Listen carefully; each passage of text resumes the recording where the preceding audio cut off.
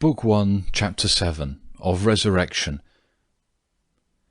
At last Matthew Nikitich also arrived, and the usher, a thin man with a long neck and a kind of sideways walk, his nether lip protruding to one side, which made him resemble a turkey, came into the jurymen's room.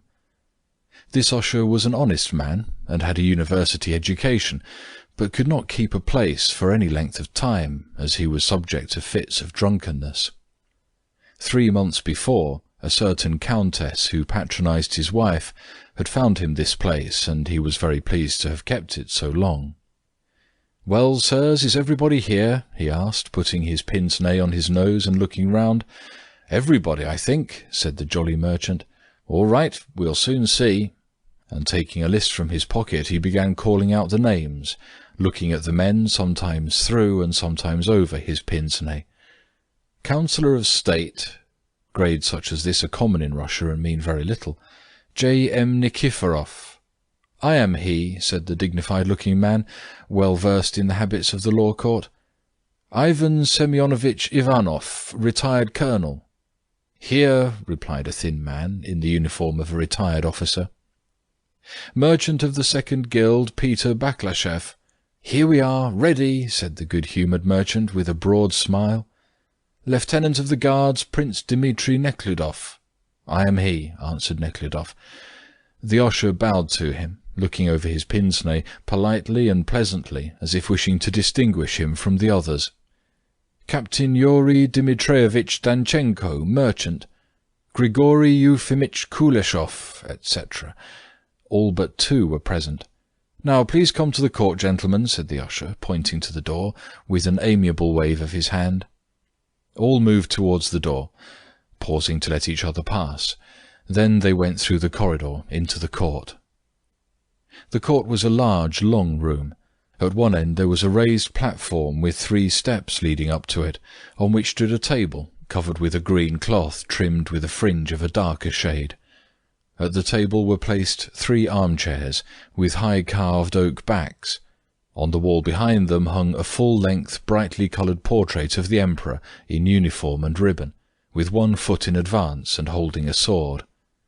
In the right corner hung a case with an image of Christ crowned with thorns, and beneath it stood a lectern, and on the same side the prosecuting attorney's desk. On the left, opposite the desk, was the secretary's table, and in front of it, nearer the public, an oak grating with the prisoner's bench, as yet unoccupied, behind it.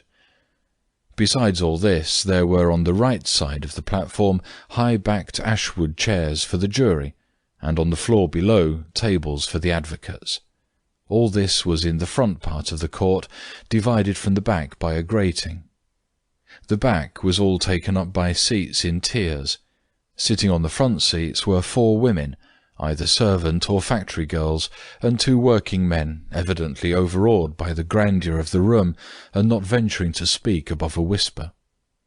Soon after the jury had come in, the usher entered, with his sideward gait, and stepping to the front called out in a loud voice, as if he meant to frighten those present, "The court is coming!"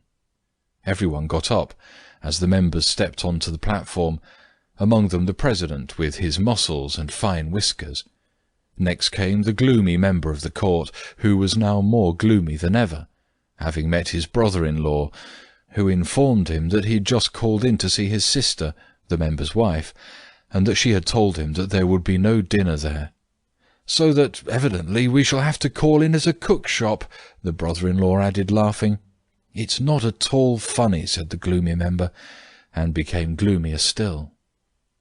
Then at last came the 3rd member of the court, the same Matthew Nikitich, who was always late. He was a bearded man with large, round, kindly eyes. He was suffering from a catarrh of the stomach, and, according to his doctor's advice, he'd begun trying a new treatment, and this had kept him at home longer than usual. Now, as he was ascending the platform, he had a pensive air. He was in the habit of making guesses in answer to all sorts of self-put questions by different curious means. Just now he had asked whether the new treatment would be beneficial, and had decided that it would cure his catarrh if the number of steps from the door to his chair would divide by 3. He made 26 steps, but managed to get in a 27th just by his chair. The figures of the president and the members in their uniforms, with gold-embroidered collars, looked very imposing. They seemed to feel this themselves, and, as if overpowered by their own grandeur, hurriedly sat down on the high-backed chairs behind the table with the green cloth, on which were a triangular article with an eagle at the top, 2 glass vases, something like those in which sweetmeats are kept in refreshment rooms, an inkstand, pens, clean paper, and good, newly cut pencils of different kinds. The public prosecutor came in with the judges. With his portfolio under one arm and swinging the other, he hurriedly walked to his seat near the window, and was instantly absorbed in reading and looking through the papers, not wasting a single moment, in hope of being ready when the business commenced. He'd been public prosecutor but a short time, and had only prosecuted 4 times before this. He was very ambitious, and had firmly made up his mind to get on, and therefore thought it necessary to get a conviction whenever he prosecuted. He knew the chief facts of the poisoning case, and had already formed a plan of action. He only wanted to copy out a few points which he required. The secretary sat on the opposite side of the platform, and having got ready all the papers he might want, was looking through an article prohibited by the censor, which he'd procured and read the day before. He was anxious to have a talk about this article with the bearded member, who shared his views, but wanted to look through it one more time before doing so. End of Book 1, Chapter 7.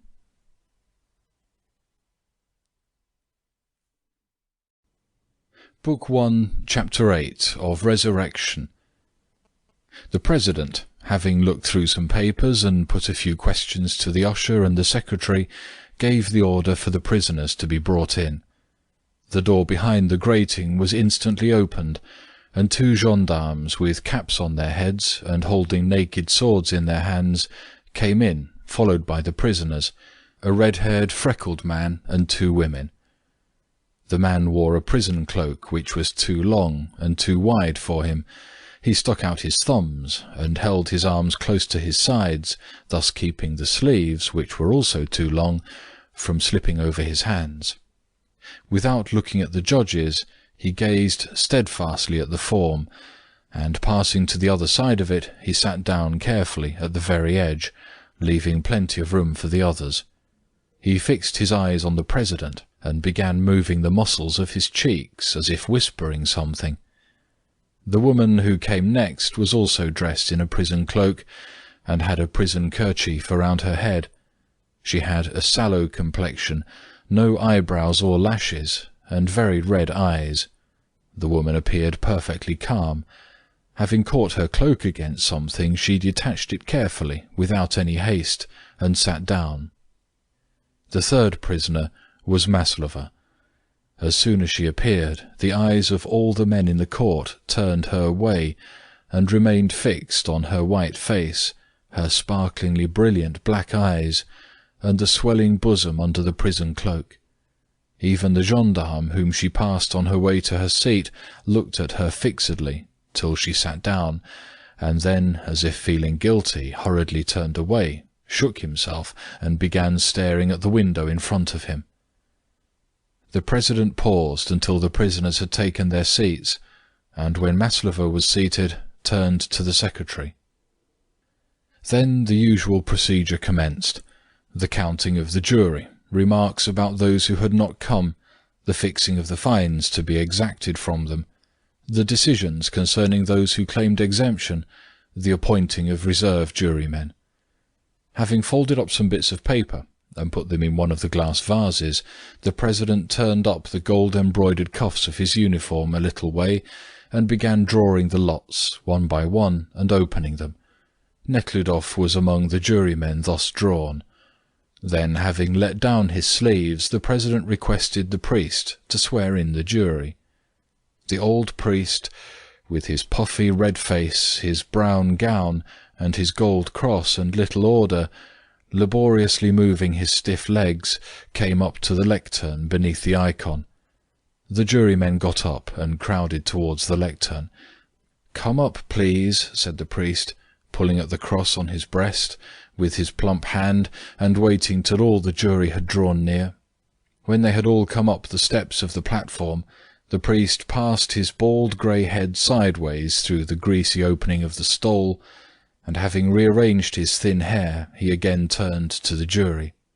"Now, raise your right arms in this way, and put your fingers together thus," he said, with his tremulous old voice, lifting his fat dimpled hand and putting the thumb and first 2 fingers together, as if taking a pinch of something. "Now, repeat after me. I promise and swear by the Almighty God, by his holy Gospels, and by the life-giving cross of our Lord, that in this work which," he said, pausing between each sentence, "don't let your arm down. Hold it like this," he remarked to a young man who had lowered his arm, "that in this work which—" The dignified man with the whiskers, the colonel, the merchant, and several more, held their arms and fingers as the priest required of them, very high, very exactly, as if they liked doing it. Others did it unwillingly and carelessly. Some repeated the words too loudly and with a defiant tone, as if they meant to say, "In spite of all, I will and shall speak." Others whispered very low and not fast enough, and then, as if frightened, hurried to catch up the priest. Some kept their fingers tightly together, as if fearing to drop the pinch of invisible something they held. Others kept separating and folding theirs. Everyone save the old priest felt awkward, but he was sure he was fulfilling a very useful and important duty. After the swearing-in, the president requested the jury to choose a foreman, and the jury, thronging to the door, passed out into the debating-room, where almost all of them at once began to smoke cigarettes. Someone proposed the dignified man as foreman, and he was unanimously accepted. Then the jurymen put out their cigarettes and threw them away, and returned to the court. The dignified man informed the president that he was chosen foreman, and all sat down again on the high-backed chairs. Everything went smoothly, quickly, and not without a certain solemnity, and this exactitude, order, and solemnity evidently pleased those who took part in it. It strengthened the impression that they were fulfilling a serious and valuable public duty. Nekhludoff, too, felt this. As soon as the jurymen were seated, the president made a speech on their rights, obligations, and responsibilities. While speaking, he kept changing his position, now leaning on his right, now on his left hand, now against the back, then on the arms of his chair, now putting the papers straight, now handling his pencil and paper knife. According to his words, they had the right of interrogating the prisoners through the president, to use paper and pencils, and to examine the articles put in as evidence. Their duty was to judge not falsely but justly. Their responsibility meant that if the secrecy of their discussion were violated or communications were established with outsiders, they would be liable to punishment. Everyone listened with an expression of respectful attention. The merchant, diffusing a smell of brandy around him and restraining loud hiccups, approvingly nodded his head at every sentence. End of Book 1, Chapter 8.